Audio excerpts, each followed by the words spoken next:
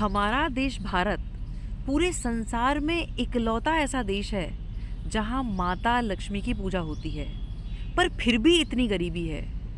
और अगर हम विदेशों की बात करें तो वहाँ तो माता लक्ष्मी की पूजा भी नहीं होती, फिर भी वहाँ के लोग इतने संपन्न हैं, हमसे ज़्यादा पैसा है। ऐसा क्यों?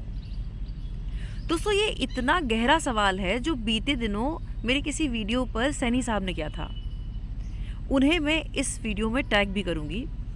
तो मुझे लगा कि दिवाली का ये एक सही समय है, इस पर हमें बात करनी चाहिए। तो ग्रेट लीडर्स को पढ़कर, जिनका इस पूरी वर्ल्ड की इकोनॉमी पर कंट्रोल है, होल्ड है, उनके लेक्चर्स को सुनकर, उनकी किताबों को पढ़कर और अपने धर्म को जो भी मैंने थोड़ा बहुत समझा है, उसकी जो मुझे क्लैरिटी मिली है, वो आज मैं इस वीडियो के माध्यम से आप लोगों के साथ शेयर करना चाहूँगी। तो सबसे पहले हमें इस बात को समझना है कि साइकोलॉजी ऑफ मनी, इस टॉपिक से रिलेटेड जितनी भी किताबें लिखी गई हैं, उसमें हर राइटर ने एक बात कही है जो कि सबके बीच में कॉमन है कि पैसे का संबंध, धन का संबंध अच्छाई और बुराई से नहीं है, अमीरी और गरीबी से नहीं है।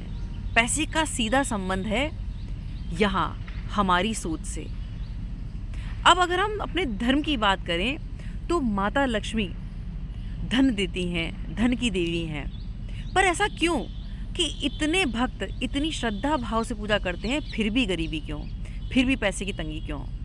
तो उसके दो कारण हैं। सबसे पहला, हमारे नेगेटिव कोर बिलीव्स, हमारी नकारात्मक बिलीव्स जो हमें बचपन से सुनने को मिले, जैसे कि पैसा सभी समस्या की जड़ है, पैसा रिश्तों को फूट पड़ा देता है, पैसा हाथ का मैल है, और इसके अलावा मैं पैसे को वैल्यू नहीं देता। इस तरह के हमने बचपन से ही विचार सुने हैं और ये हमारे कोर बिलीफ्स बन जाते हैं, नेगेटिव कोर बिलीफ्स।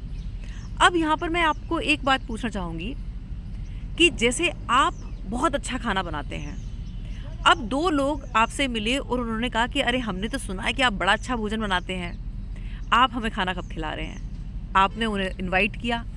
अब जो वो पहला व्यक्ति है जिसको आपने बहुत प्यार से खाना सर्व किया, अब वो अपनी उसमें कमियां दिखा रहा है कि अरे ये तो बहुत ऑयली है, इसमें इतनी कैलोरी है, ये तो बहुत मिर्च मसाला है, ये तो मुझे बिल्कुल समझ में नहीं आ रहा, इसमें तो नमक कम है, मिर्च ज़्यादा है। आप मुस्कुरा के सर्व कर रहे हैं। वहीं दूसरा जो व्यक्ति है वो उस भोजन का आनंद ले रहा है। उस मोमेंट में वो और उस भोजन के अलावा कुछ नहीं है, वो सिर्फ उसका आनंद ले रहा है। अब आप मुझे ये बताएं, नेक्स्ट टाइम जब आप कुछ स्पेशल डिश बनाएंगे तो आप किसको कॉल करके बुलाना चाहेंगे?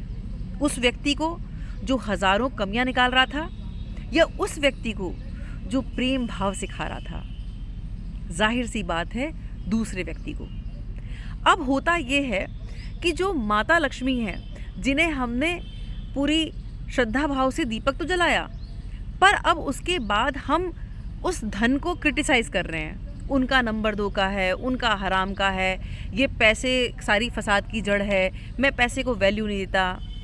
आप मुझे ये बताएं, आप किसी के पास बहुत प्रेम भाव से गए और वो व्यक्ति आपसे ये कहता है कि मेरे लिए तो ये हाथ का मैल है, मैं इसे वैल्यू नहीं देता, ये सारी फसाद की जड़ है।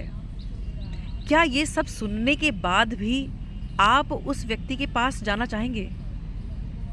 आपका पता नहीं, मैं बिल्कुल नहीं जाना चाहूँगी। इसी तरह से जब हम एक तरफ तो पूज रहे हैं और दूसरी तरफ पैसे को क्रिटिसाइज़ कर रहे हैं, तो हमारे पास पैसा कभी नहीं आएगा, क्योंकि पैसा ऊर्जा है।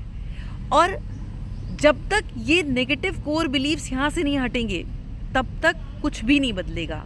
हमें ये समझना है, पैसा माता लक्ष्मी का प्रतीक है।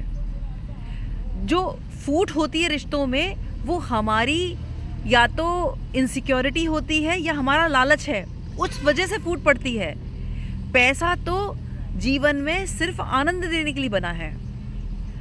अब दूसरी बात है कॉन्ट्राडिक्शंस, विरोधाभास। बहुत सारे विचार हमारे एक दूसरे को काट रहे हैं। जैसे मैंने पर्सनली लोगों की लाइफ को ऑब्जर्व किया है, तो मैंने ये पाया कि 90% लोग जिनसे मैं इंटरेक्शन करती हूँ तो वो ये कहते हैं कि साहब हमें कुछ नहीं है, हमारी तो दाल रोटी चलती रहे। पर जब मैं उनसे और घनिष्ठता बनाती हूँ और जब उनकी बातों को ऑब्जर्व करती हूँ तो मैं उनके बातों को जब सुनती हूँ तो उनमें एक दबी चाहत होती है, काश मेरे पास ये होता, मेरे पास ये होता। और फिर वो कह रहे हैं कि दाल रोटी ही चलती रहे। अच्छा, फिर दूसरे को किसी को सफलता मिल गई तो उनसे वो पच नहीं रही। अब होता क्या है, ये कॉन्ट्राडिक्शंस हैं। कोई भी इस पूरे ब्रह्मांड में कोई भी चीज़ तब तक क्रिएट नहीं होगी जब तक वहाँ लेज़र फोकस नहीं होगा। और लेज़र फोकस तब होगा जब हम एक ही ऊर्जा पर मेडिटेट करेंगे। अब यहाँ मैं एक चीज़ बताना चाहूँगी, यहाँ तो मैंने अभी 90% लोगों की बात करी, अब मैं बात करूँगी 10% जो मेरे पिताजी जैसे हैं, जिनका ये मानना है कि साईं इतना दीजिए जामे कुटुंब समाए और मैं भी भूखा ना रहूं और साधु भी ना भूखा जाए। ये लोग इतने क्लियर हैं कि इनका पैसे के प्रति कोई मोह नहीं है। तो क्योंकि उनकी ऊर्जा इतनी क्लियर है कि इनका घर धन धान्य से भरा रहता है, क्योंकि क्लैरिटी है, उनका पैसे के प्रति मोह नहीं है, कॉन्ट्राडिक्शन नहीं है, क्लैरिटी है। अब इसी विषय पर अगर मैं अपनी बात करूं तो मैं मेरे पिताजी की बिल्कुल अपोजिट हूं। मुझे पैसा चाहिए, पर यहाँ मैं ये बताना चाहूँगी, फेंका हुआ किसी का ना छीना हुआ मिले, मुझको तो मेरे नसीब का बस लिखा हुआ मिले। मतलब मुझे पैसा तो कमाना है, लेकिन दुआओं के साथ, जो लोगों के आंखों में आंसू नहीं, चेहरे पर मुस्कान दे। मतलब मेरे अंदर वैसी स्किल्स आए, मैं लोगों की लाइफ में वैल्यू ऐड करूं और उसके आउटकम से जो मिले वो मुझे ब्लेसिंग के साथ मिले। अब यहाँ पर ये बात समझना है, एक विचार हमारा है कि सिर्फ दाल रोटी हो, अब अगले विचार में हमने कोई चीज़ देखी, काश ये होता, तीसरे विचार में हम उसके लिए ईर्ष्या रख रहे हैं। तो जो ये पूरा ब्रह्मांड है वो भाव से बना हुआ है। ये कहते हैं भगवान भाव के भूखे हैं। तो जो यूनिवर्स की जो हमारी जो एनर्जी है उससे कनेक्ट एक भाव से जुड़ के होगी। जब तक इस तरह से फ्लक्चुएट होता रहेगा तो कुछ भी नहीं होगा। आपने लेज़र फोकस के बारे में सुना हो, अभी का तो मुझे नहीं पता, लेकिन मैं बचपन की बात बताती हूँ। जो 80s या 90s में बॉर्न हुए हैं उन्होंने ये ज़रूर किया होगा कि एक लेंस होता था कि जिस पे हम सूरज को देखते हुए हम नीचे कागज़ रख देते थे और सूरज की लाइट से हम उसको फोकस करके देखते रहते थे, और उसमें वो इतना फोकस हो जाता था कि वो जो कागज़ था वो जल जाता था। वो कैसे हुआ? वो लेज़र फोकस से हुआ। मतलब इतनी ज़्यादा हीट जनरेट हुई कि उसने आग लगा दी। ये तभी पॉसिबल हुआ जब फोकस एक जगह था। अगर हम उस लेंस को ऐसे ऐसे हिलाते रहेंगे तो कुछ भी क्रिएट नहीं होगा, वहाँ आग नहीं लगेगी। इसी तरह से जब हम दिमाग से क्लियर हैं कि हमें चाहिए क्या, जब क्लैरिटी है, अब क्लैरिटी के साथ साथ हमें भगवान से प्रार्थना में सामर्थ्य मांगना है। अपनी उन स्किल्स के लिए हमें उनकी गाइडेंस मांगनी है। हमें यहाँ ये ध्यान रखना है कि बहुत सारे जो, अगर मैं भारतवर्ष की बात करूँ तो ये दुर्भाग्य है कि बहुत सारे लोग चमत्कार के भरोसे बैठे हैं, जबकि ये पूरा सुंदर मानव शरीर अपने आप में चमत्कार है। हमें यहाँ पर डिवाइन गाइडेंस मांगनी है और ईश्वर से प्रार्थना करना है कि हमें इस लायक बनाए कि हमारा वो पोटेंशियल फ्रूटफुल हो, और जो पोटेंशियल फ्रूटफुल होगा उसी का आउटकम पैसा है। अगर हम चमत्कार के भरोसे बैठे हैं तो कुछ भी क्रिएट नहीं होगा। अब एक बहुत इम्पॉर्टेंट बात ये है कि पैसा व्यक्ति के जीवन में दो तरीके से आता है। पहला, माता लक्ष्मी, उल्लू उनका वाहन है, उल्लू की सवारी पर आती हैं। अब ये उल्लू की जो सवारी है ये उन लोगों के लिए है जो छल कट के, धोखा दे के, मैनिपुलेट करके लोगों को उल्लू बना के पैसा कमा रहे हैं। उन्हें ये लग रहा है कि वो लोगों को उल्लू बना पाए हैं, लेकिन वो ये भूल रहे हैं कि जब अब जो ये माता लक्ष्मी आई हैं वो अब ये उल्लू बन, जैसे ये पैसा आया है उल्लू बना के, ये उल्लू बना के ही जाएगा, उस व्यक्ति को उल्लू बनाएगा। और दूसरा तरीका है, जहाँ नारायण हैं, जहाँ भगवान नारायण हैं, वहाँ माता लक्ष्मी है।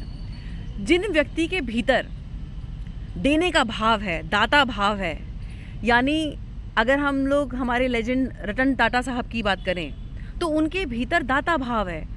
ऐसा व्यक्ति अगर जंगल में भी चला जाएगा तो उसके पीछे पीछे माता लक्ष्मी आएंगी। आज अगर मैं इंटरनेट की ही बात करूं तो ऐसे बहुत सारे मेंटोर्स हैं जो हीलिंग सिखा रहे हैं, जो टीचिंग सिखा रहे हैं, जो लैंग्वेज सिखा रहे हैं, तो वो लोगों की लाइफ में वैल्यू ऐड कर रहे हैं। तो यहाँ हमें ये समझना है कि किसी भी स्किल का बायो प्रोडक्ट है पैसा, और जब हम इस भाव से, दाता भाव से देंगे कि लोगों की लाइफ में वैल्यू ऐड हो, तो इसका मतलब हमारे भीतर जो वो नारायण जी का तत्व है वो एक्टिवेट होगा, और जहाँ नारायण है तो लक्ष्मी माता अपने आप आएंगी। इस बात को समझना ज़रूरी है। अंत में मैं ये बात बोलना चाहूँगी, दिवाली के इस पावन पर्व पर आप सभी को हार्दिक शुभकामनाएं। एक रिक्वेस्ट आप सभी से है, शो ऑफ के पीछे ना रहें, अपनी दिवाली की खरीदारी उन छोटे छोटे स्थानों से करें ताकि हमारे घर में जहाँ से दीप आएँ उन भाई बहनों के घर में भी चूल्हा जल पाए। बहुत बहुत आभार। नमस्कार। जय श्री राम।